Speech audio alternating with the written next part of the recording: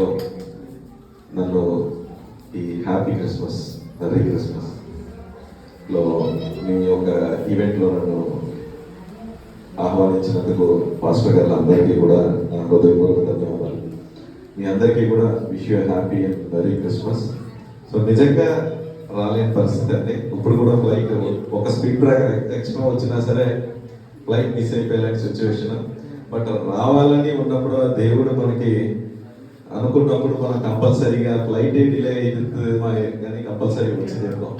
So definitely ఆ విధంగా నేను కూడా ఒక సండే స్కూల్ స్టూడెంట్ని. చిన్నప్పుడు అంతా కూడా మా బాబాయ్ గారు కూడా క్లాస్లో, సో ఆయనతో పాటు చర్చికి వెళ్తాం.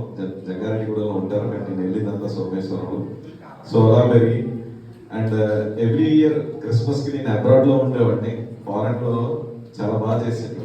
అవన్నీ చూస్తాం. కానీ కాకినాడకి ఎంపీ అయినంత తర్వాత నేను ఎక్కడికి అక్కడ ఇక్కడే క్రిస్మస్ని సెలబ్రేట్ చేసుకుంటా ఉన్నాను.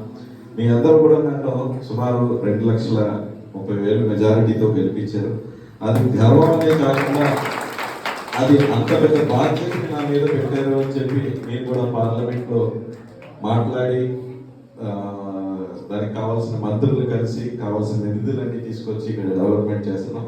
సో మీరు ఎంత పెద్ద బాధ్యత పెట్టారో అంత బాధ్యతగా నేను కూడా పనిచేస్తానని చెప్పి మీ అందరికీ హామీ ఇస్తూ, అలాగే మీ అందరికీ కూడా ఈ క్రిస్మస్ మీ కుటుంబాలు అందరినీ కూడా సంతోషాన్ని, ఆనందాన్ని, అలాగే అష్టైశ్వర్యాలు అన్నీ కూడా తెచ్చిపెట్టాలని ఆ దేవుడిని మీతో పాటు నేను ప్రార్థిస్తున్నాను. ధన్యవాదాలు.